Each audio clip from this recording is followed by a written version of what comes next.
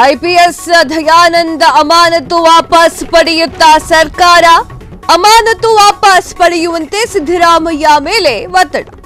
ಸ್ವಯಂ ಕಾಂಗ್ರೆಸ್ ನಾಯಕರಿಂದಲೇ ಸಿಎಂ ಸಿದ್ದರಾಮಯ್ಯ ಮೇಲೆ ಒತ್ತಡ. ಚಿನ್ನಸ್ವಾಮಿ ಸ್ಟೇಡಿಯಂ ಹೊರಗಾಗಿರುವಂತಹ ದುರಂತದಲ್ಲಿ ಪೊಲೀಸ್ ಆಯುಕ್ತರಾಗಿದ್ದಂತಹ ದಯಾನಂದ್ ಅವರು ಕರ್ತವ್ಯ ಲೋಪವನ್ನು ಎಸಗಿಲ್ಲ. ಆರ್ಸಿಬಿ ಕಪ್ ಗೆದ್ದ ಬಳಿಕ ಬೆಂಗಳೂರು ಪೊಲೀಸರು ಬಂದೋಬಸ್ತ್ ಮಾಡಿದ್ದಾರೆ.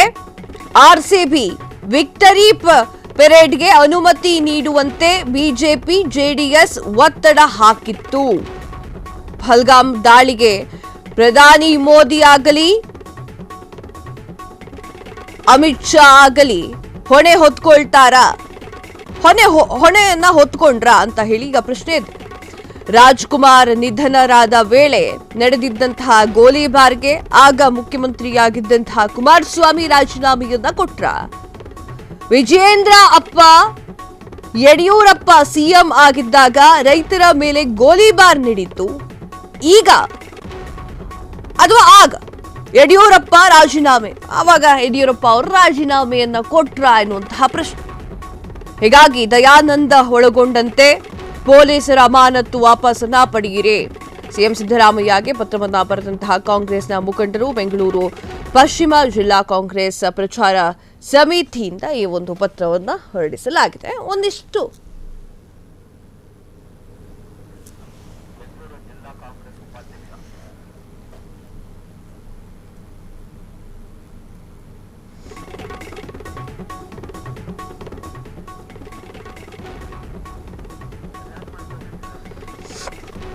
ಎಸ್, ಈಗ ವಿಚಾರ ಏನಾಗಿದೆ ಅಂತಂದ್ರೆ ಐಪಿಎಸ್ ದಯಾನಂದ ಅವರ ಅಮಾನತನ್ನ ಸರ್ಕಾರ ವಾಪಸ್ ಪಡಿಬೇಕು ಅಂತ ಹೇಳಿ ಮುಖಂಡರಿಂದ ಹಿಡಿದು ಕಾಂಗ್ರೆಸ್ ಮುಖಂಡರಿಂದ ಹಿಡಿದು ಜನಸಾಮಾನ್ಯರ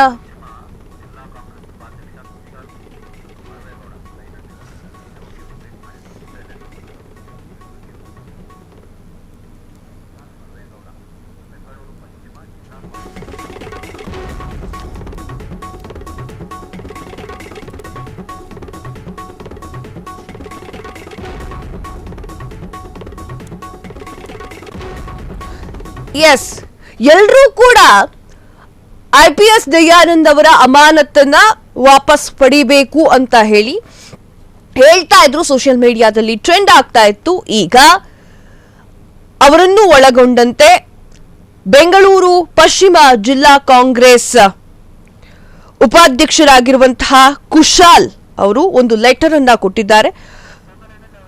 ಕುಶಾಲ್ ಅವರು ಇವಾಗ ಫ್ರೀಡಂ ಟಿವಿಯ ದೂರವಾಣಿ ಸಂಪರ್ಕದಲ್ಲಿ ಸಿಗ್ತಾ ಇದ್ದಾರೆ. ಎಸ್ ಕುಶಾಲ್, ಆ ಒಂದು ಪತ್ರವನ್ನ ಕೊಡ್ತೀರಾ, ಮನವಿಯನ್ನ ಮಾಡ್ಕೊಳ್ತೀರಾ?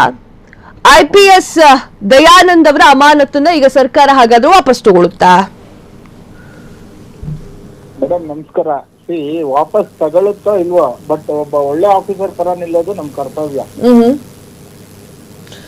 ನೋಡಿ, ಸರ್ಕಾರ ಈ ನಿರ್ಧಾರ ಏನಕ್ಕೆ ತಗೊಂಡಿದೆ ಅಂತ ನಮಗೂ ಗೊತ್ತಿಲ್ಲ. ಇಂಟೀರಿಯರ್ ಏನಿದೆ, as a citizen, as a Kannadiga, ಒಬ್ಬ ಪ್ರಾಮಾಣಿಕ ಅಧಿಕಾರಿನ ಉಳಿಸ್ಕೊಳ್ಳೋದು ನಮ್ ಕರ್ತವ್ಯ ಅಲ್ವಾ? ನಾವು ದಯಾನಂದ್ ಸರ್ ಕೆಲಸಗಳನ್ನ ನೋಡ್ತಾ ಬಂದಿದ್ದೀವಿ. ನಾನು ಹೇಳೋದು, ಈ ಕ್ರೈಮ್ ಕಂಟ್ರೋಲ್ ಆಗ್ಲಿ, ಈ ಟ್ರಾಫಿಕ್ ಕಂಟ್ರೋಲ್ ಆಗ್ಲಿ, ಎಸ್ಪೆಷಲಿ ಡ್ರಗ್ಸ್ ಬಗ್ಗೆ ಅತಿ ಹೆಚ್ಚಾಗಿ ಕಾನ್ಸಂಟ್ರೇಟ್ ಮಾಡಿರೋ ಕಮಿಷನರ್ ಯಾರು ಇದ್ರೆ ದಯಾನಂದ್ ಸರ್. ನೀವು ನಂಬಲ್ಲ, ಪ್ರತಿ ಸ್ಟೇಷನ್ ಅಲ್ಲೂ ಅವೇರ್ನೆಸ್ ಕ್ರಿಯೇಟ್ ಮಾಡಿದ್ದಾರೆ. ಈ ಡ್ರಗ್ಸ್ ಬಗ್ಗೆ ಆಗ್ಲಿ, ಈ ಅಡಿಕ್ಷನ್ ಬಗ್ಗೆ ಆಗ್ಲಿ, ಪ್ರತಿ ಸ್ಟೇಷನ್ ಅಲ್ಲೂ ಅವೇರ್ನೆಸ್ ಕ್ರಿಯೇಟ್ ಮಾಡಿದ್ದಾರೆ. ನಾನಂತೂ ಯಾವ ಕಮಿಷನರು ನೋಡ್ಲಿಲ್ಲ ಇಷ್ಟು ಸೀರಿಯಸ್ ಆಗಿ ಈ ಅಡಿಕ್ಷನ್ ಬಗ್ಗೆ. ಆಕ್ಚುಲಿ ಸ್ಲಮ್ಗಳಲ್ಲಿ ತುಂಬಾ ಸಮಸ್ಯೆ ಇದೆ ಮೇಡಮ್. ಈ ಅಡಿಕ್ಷನ್ ಗೆ ಒಳಗಾಗ್ತಾ ಇರೋದೇ ಬಡವರು ಬಗ್ರು.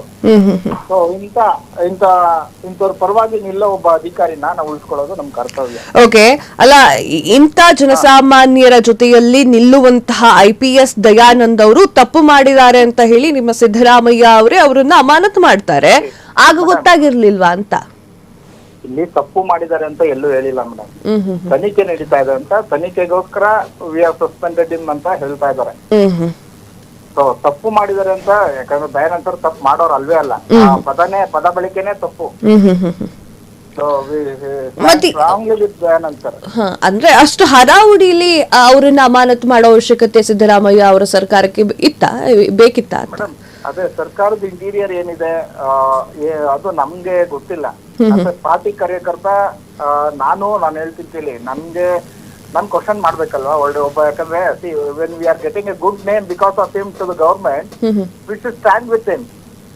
2 ವರ್ಷದಿಂದ ಆಮೇಲೆ ಅವ್ರದ್ದು 2 ವರ್ಷ ಕಂಪ್ಲೀಟ್ ಆಗ್ತಾ ಇದೆ. Is continued. ಸೊ ನಮಗ್ ಬೇಕು ಇಂಥ ಅಧಿಕಾರಿಗಳು. ನಮ್ ಸರ್ಕಾರಕ್ಕೆ ಒಳ್ಳೆ ಹೆಸರು ಬರ್ಬೇಕು, ನಮ್ ಪಕ್ಷಕ್ಕೆ ಒಳ್ಳೆ ಹೆಸರು ಬರ್ಬೇಕು ಅಂದ್ರೆ ಇಂಥ ಅಧಿಕಾರಿಗಳು ಬೇಕು, ದಕ್ಷ ಅಧಿಕಾರಿಗಳು.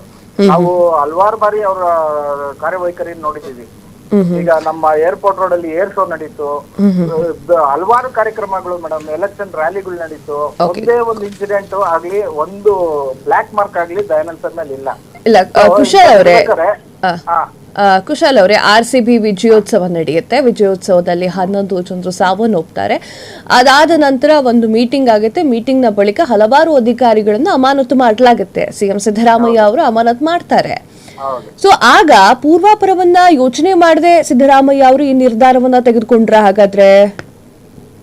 ಮೇಡಮ್ ನಾನು ಅದನ್ನೇ ಹೇಳ್ತಾ ಇರೋದು, ವಾಟ್ ಎವರ್ ಇಂಟೀರಿಯರ್ ಏನಿದೆ ನಮಗ್ ಗೊತ್ತಿಲ್ಲ, ಬಿಕಾಸ್ ನಥಿಂಗ್ ಇಸ್ ಡಿಸ್ಕ್ಲೋಸ್ಡ್. ಯಾವ್ದನ್ನೂ ಅವರು ಆಚೆ ಹಾಕಿಲ್ಲ ಏನಾಗಿದೆ ಎಷ್ಟಾಗಿದೆ ಅಂತ. ತನಿಖೆ ಪ್ರಾರಂಭ ಆಗಿದೆ. ನಾವು ವಿರೋಧಿಸ್ತಾ ಇದೀವಿ ಇದನ್ನ. ನಾವೇನು ಸರ್ಕಾರ ಮಾಡಿದ್ದು ಸರಿ, ಇದು ಸಿದ್ದರಾಮಯ್ಯ ತಗೊಂಡಿರೋ ನಿರ್ಧಾರ ಸರಿ ಅಂತ ಎಲ್ಲೂ ಹೇಳಿಲ್ಲ. ಪ್ರತಿಯೊಬ್ಬ ಕಾರ್ಯಕರ್ತನು they are standing with Dayanand sir. Still ನಾವು ನಿನ್ನೆ ಕೂಡ ರಜಾ ಇದ್ದಿದ್ದ ಕಾರಣ ಸಿಎಂ ನ ಭೇಟಿ ಆಗಲಿಲ್ಲ. ನಾವೊಂದು ನಿಯೋಗ ಹೋಗಿ ಲೆಟರ್ ಕೊಟ್ಟು ಬಂದಿದ್ದೀವಿ. ಸೊ ನಾಳೆ ಕೂಡ will it possible will meet ಇದು ಸಾಹೇಬ್ರನ್ನ ಮೀಟ್ ಮಾಡಿ, ಸಿಎಂ ಸಾಹೇಬ್ರನ್ನ ಒಂದು ಮನವಿ ಮಾಡೋ ನಮ್ಮ ಮನೋಹರ್ ಎಸ್ ಅಂತ KPCC ಪ್ರಧಾನ ಕಾರ್ಯದರ್ಶಿಗಳು, ಅವರು ನಿಯೋಗ ಹೋಗಿ ಸಾಹೇಬ್ರನ್ನ ಭೇಟಿ ಮಾಡಿ ಖಂಡಿತ ಇದೊಂದು ಸೀರಿಯಸ್ ಆಗಿ ತಗೊಬೇಕು, ವಿತ್ಡ್ರಾ ಮಾಡಬೇಕು ಅಂತ ಹೇಳಿ ಕೇಳ್ಕೊಂತೀವಿ ಮೇಡಮ್. ಓಕೆ, ಕುಶಾಲ್ ಅವರೇ, ಆ ಒಂದು ಪತ್ರದಲ್ಲಿ ಸಿಎಂ ಸಿದ್ದರಾಮಯ್ಯ ಅವರಿಗೆ ನೀವು ಬರೆದಿರುವಂತಹ ಆ ಒಂದು ಪತ್ರದಲ್ಲಿ RCB ವಿಕ್ಟರಿ ಪರೇಡ್ಗೆ ಅನುಮತಿ ನೀಡುವಂತೆ ಬಿಜೆಪಿ ಹಾಗೂ JDS ಒತ್ತಡ ಹಾಕಿತ್ತು ಎನ್ನುವುದ್ರ ಬಗ್ಗೆ ಉಲ್ಲೇಖ ಮಾಡಿದ್ದೀರಾ. ಇದ್ರ ಬಗ್ಗೆ ಸ್ವಲ್ಪ ಎಕ್ಸ್ಪ್ಲನೇಷನ್ ಕೊಡ್ತೀರಾ? ಅವರು ಟ್ವೀಟ್ ಮಾಡಿದ್ದಾರೆ ನೋಡಿ ಮೇಡಮ್, ಆಮೇಲೆ ಡಿಲೀಟ್ ಮಾಡಿದ್ದಾರೆ. ಸೊ ಆ ಒಂದು ಓಕೆ, ಈಗ ಕೊನೆಯದಾಗಿ ನೀವು ಸಿದ್ದರಾಮಯ್ಯ ಅವರಿಗೆ ಅಂದ್ರೆ ಆ ಒಂದು ಪತ್ರದಲ್ಲಿ ಹೇಳಿರೋ ತರ ಏನ್ ಹೇಳಕ್ ಇಷ್ಟಪಡ್ತೀರಾ ನಮ್ಮ ಫ್ರೀಡಮ್ ಟಿವಿಯ ಮೂಲಕ?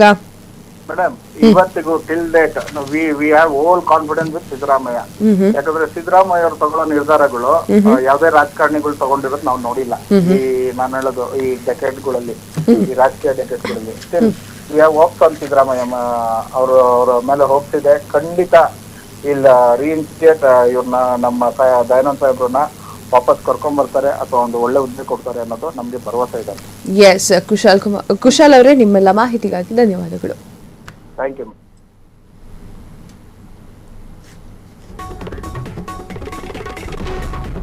ಕ್ಷಣ ಕ್ಷಣದ ಸುದ್ದಿಗಳಿಗಾಗಿ ಫ್ರೀಡಂ ಟಿವಿ ಸಬ್ಸ್ಕ್ರೈಬ್ ಮಾಡಿ, ಲೈಕ್ ಮಾಡಿ ಹಾಗೂ ಫಾಲೋ ಮಾಡಿ. ಹೊಸ ಸುದ್ದಿಗಳ ನೋಟಿಫಿಕೇಶನ್ಗಾಗಿ ಬೆಲ್ ಐಕಾನ್ ಮೇಲೆ ಕ್ಲಿಕ್ ಮಾಡಿ.